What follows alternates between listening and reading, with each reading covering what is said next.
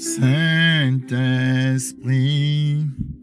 tu es le Jésus le Messie. Jésus le Messie, tu es élevé, Jésus le Messie. Tu es élevé. Bonjour bien-aimés, nous sommes aujourd'hui samedi, le 6e jour de la semaine selon le calendrier gréco-romain.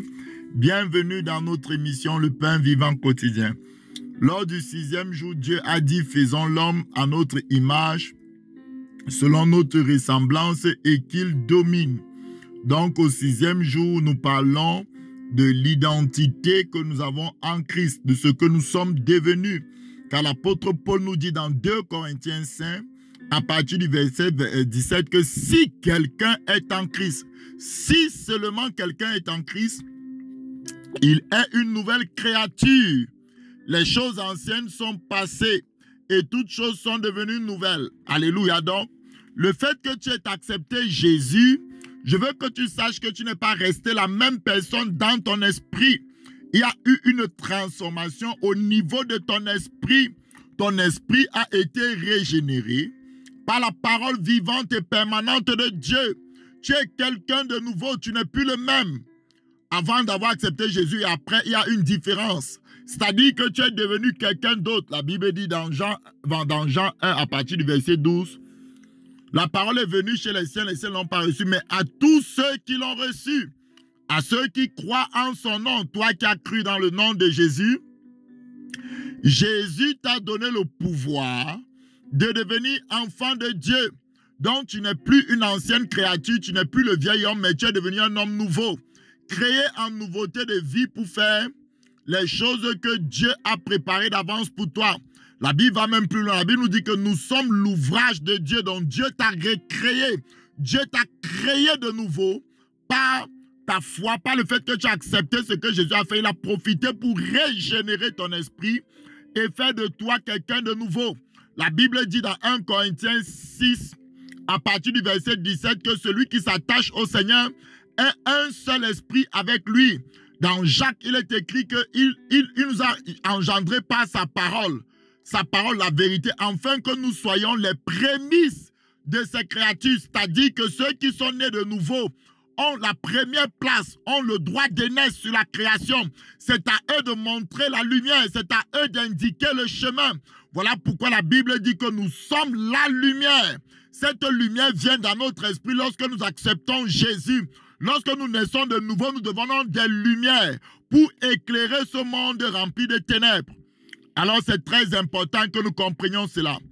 Aujourd'hui, je vais parler de la transformation par le Saint-Esprit parce que la Bible dit dans Genèse, faisons l'homme à notre image selon notre ressemblance. Amen. Alors tu vas aller te positionner dans 2 Corinthiens 3. 2 Corinthiens 3, va là-bas, 2 Corinthiens chapitre 3. Merci Saint-Esprit pour ton amour. Merci Saint-Esprit pour ta gloire. 2 Corinthiens 3 à partir du verset 16. Que nous dit la parole de Dieu?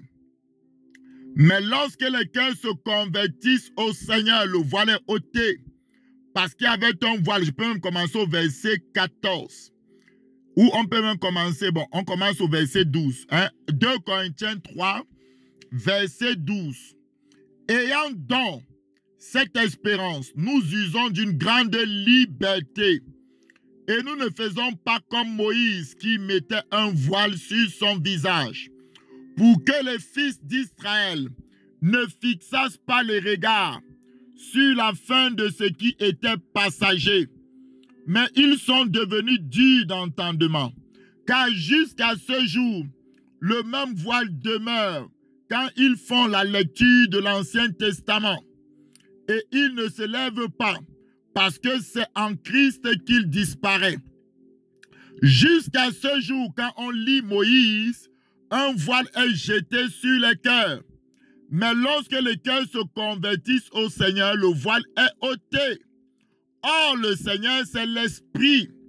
Et là où est l'Esprit du Seigneur, là est la liberté. nous tous qui, le visage découvert, contemplons comme dans un miroir la gloire du Seigneur, nous sommes transformés en la même image, de gloire en gloire, comme par le Seigneur, l'Esprit. Merci Saint-Esprit pour ta grâce. Merci Saint-Esprit pour ta puissance. Donc, faisons l'homme à notre image, selon notre ressemblance. Le verset dit ici que nous qui contemplons le visage découvert, le miroir, donc je vais lire le verset 18. Nous tous qui, le visage découvert, contemplons comme dans un miroir la gloire du Seigneur, nous sommes transformés en la même image. Donc faisons l'homme à notre image, voyez ça? Et de gloire en gloire comme par le Seigneur l'Esprit. Donc, le Saint-Esprit nous transforme. Faisons l'homme à notre image. 1. Notre esprit a été régénéré. 2.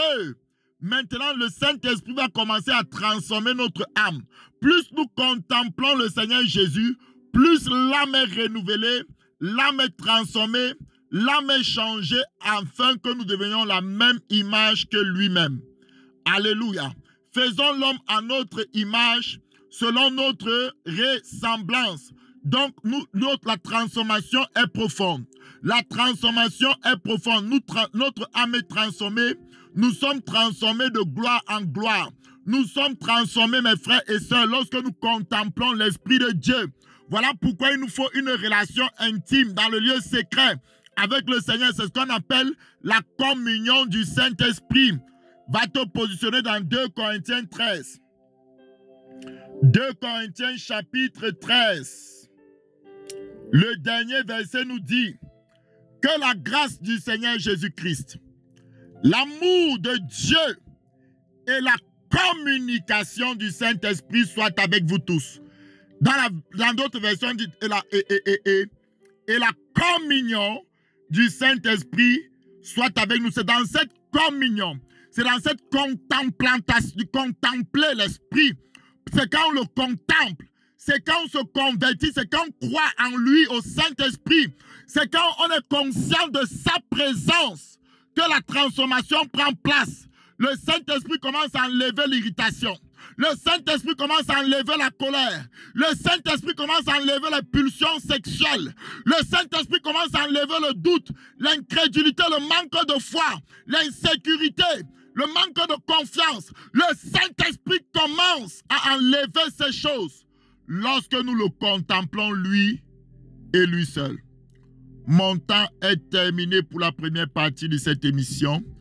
Nous allons continuer la seconde partie après une petite pause. Merci Seigneur.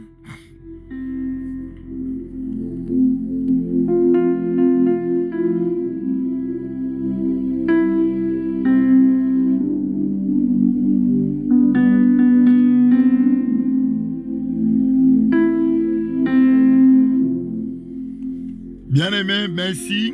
Bienvenue dans notre émission. Nous continuons l'enseignement sur la résurrection des morts. Nous sommes en train de parler de la première résurrection. Nous avons vu que le tout premier a ressuscité. On a dit que Christ en premier, chacun selon son rang. Dans la première résurrection, comme j'ai dit, ça concerne uniquement, écoutez-moi, la première résurrection concerne uniquement les gens qui marchaient avec Dieu. Des personnes qui étaient sincères avec Dieu, des personnes qui étaient des vrais chrétiens. Pas ceux qui disaient Jésus matin, midi, soir, mais qu'à la fin, le Seigneur va dire, je ne vous ai jamais connu, mais des personnes qui ont une marche sérieuse avec Dieu, des personnes qui aiment Jésus, des personnes qui ont une communion avec lui, des personnes qui veulent obéir à sa parole. Ils ne sont pas parfaits, ils n'ont pas encore atteint la perfection, mais ils sont en train d'être transformés de gloire en gloire, comme nous avons lu tout à l'heure, pour être de plus en plus conformes à l'image du Fils du Dieu vivant. Amen. Des personnes que Dieu a arraché l'orgueil de leur cœur, des personnes que Dieu a transformées par l'eau pure, l'eau de sa parole. Dieu les a lavées par l'eau de sa parole. Dieu les a purifiées, Dieu les a sanctifiées.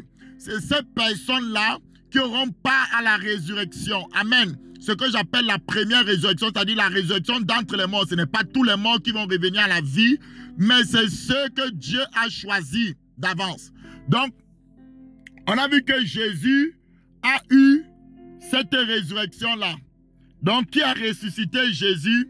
C'est l'Esprit du Seigneur. Si tu vas te positionner dans par exemple Romains 8, à partir du verset, la Bible dit si, alléluia, et si, verset 10 par exemple, et si Christ est en vous, le corps, il est vrai, est mort à cause du péché, mais l'esprit est vie à cause de la justice. Et si l'esprit de celui qui a ressuscité Jésus d'entre les morts, vous voyez, la résurrection d'entre les morts, c'est l'œuvre de l'esprit.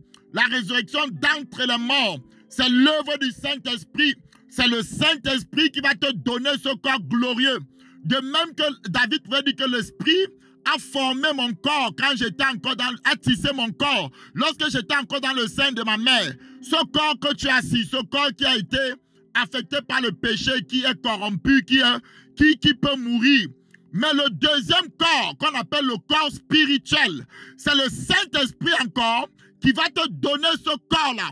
Pour ceux qui seront vivants au temps où Jésus viendra, le corps physique sera revêtu par le corps spirituel, par le corps immortel, par le corps incorruptible. Alléluia. Et ceux qui sont déjà morts comme les Paul, comme tous les chrétiens, les Pierre, tous les chrétiens qui ont existé, ils vont entendre la voix du Fils de Dieu et ils vont sortir des sépulcres en un clin d'œil. Ils vont revêtir le corps glorieux, le corps spirituel, et on va monter sur des nuées pour aller dans les noces de l'agneau. Alors ici, mes frères, mes sœurs, dans la Bible nous dit clairement dans Romains 8, à partir du verset 11, « Et si l'esprit de celui qui a ressuscité Jésus d'entre les morts habite en vous, celui qui a ressuscité Christ d'entre les morts rendra aussi la vie à vos corps mortels par son esprit qui habite en vous. » Alors, par ce verset, nous comprenons que c'est le Saint-Esprit qui a donné ce corps glorieux à Jésus. Donc, c'est le Saint-Esprit qui va te ressusciter. Voilà pourquoi, dès aujourd'hui, tu dois avoir une communion profonde avec lui. Tu dois avoir une communion profonde avec le Saint-Esprit. Tu ne peux pas l'ignorer. Ce que le Seigneur va dire au dernier jour, je ne vous ai jamais connu, c'est ceux qui n'avaient pas eu la communion avec le Saint-Esprit. C'est ceux qui n'avaient pas eu l'intimité avec le Saint-Esprit. Est-ce que vous me comprenez ce matin, mes frères, mes sœurs? Que le Seigneur vous bénisse abondamment. Alors, on va continuer. Donc, on va te positionner dans Matthieu. Va te positionner dans Matthieu. Va te positionner dans Matthieu 27, verset 50. Donc, le premier rang de la première résurrection, c'est Jésus, avec un corps glorieux. Le deuxième rang se trouve dans Matthieu 27, à partir du verset 50. La Bible nous dit, « Jésus poussa de nouveau un grand cri et rendit l'esprit. Et voici le voile du temple se déchira en deux depuis le haut jusqu'en bas, la terre trembla, les rochers se fendirent, les sépulcres s'ouvrirent. » Donc, il y a des sépulcres qui se sont ouverts. Plusieurs corps des saints. Donc, vous voyez, c'est des personnes qui craignaient Dieu. Plusieurs corps des saints qui étaient morts ressuscitèrent. Écoutez-moi bien. Étant sortis des sépulcres après la résurrection de Jésus. Donc, ceci ne s'est pas passé quand Jésus est mort directement là. Non. Ils se sont ressuscités après Jésus parce que Jésus est le premier-né d'entre les morts. C'est lui la première personne, c'est lui le premier de la classe de la résurrection. C'est lui qui a expérimenté d'abord la résurrection. Ensuite, le deuxième groupe, c'est ce groupe-ci. Donc, après la résurrection de Jésus, il entrait dans la ville sainte et apparut à un grand nombre de personnes. Je vous ai dit que le mot apparaître ici, c'est le même mot qui est utilisé quand Jésus apparaît, lorsque ses disciples sont dans une salle fermée. Donc, ces gens-ci n'avaient pas un corps normal, ils avaient un corps glorieux. Ils avaient un corps comme celui de Jésus. Ils étaient capables d'apparaître. David a apparu à beaucoup de saints. Daniel, tous les saints de l'Ancien Testament. Alléluia. Et vous savez que Jésus est monté sur des nuées pour aller montrer au ciel son sang. Vous voyez? Donc, ils ont apparu après la résurrection de Jésus dans la ville. Les gens le voyaient. Et ils sont montés au ciel avec Jésus pour assister à son intronisation. Rappelez-vous que Jésus dans Matthieu dit aux disciples que tout pouvoir m'a été donné. Quand est-ce que ce pouvoir lui a été donné? Lorsque Jésus meurt, Marie de Magdala le voit dans le jardin, elle veut le toucher, il dit ne me touche pas, car je ne suis pas encore monté vers mon Père. Écoutez-moi la parole. Je ne suis pas encore monté vers mon Père pour lui présenter le sang.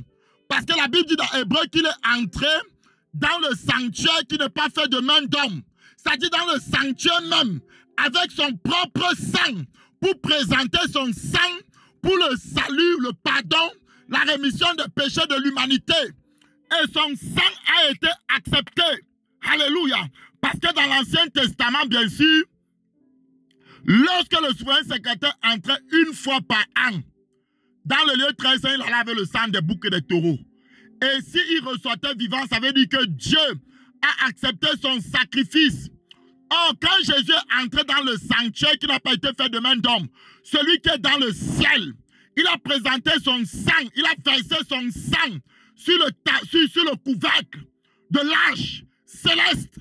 Alors Dieu a agréé parce que son sang était pur. Il n'avait jamais péché. Et c'est ainsi qu'il est revenu apparaître encore à ses disciples. Et Dieu lui a donné donc là-bas tout pouvoir. Il y a une cérémonie que je vais vous montrer dans la prochaine épisode, même demain. Quand Daniel a sa vision, il voit un homme venant près de celui qui est assis sur le trône, l'ancien des jours.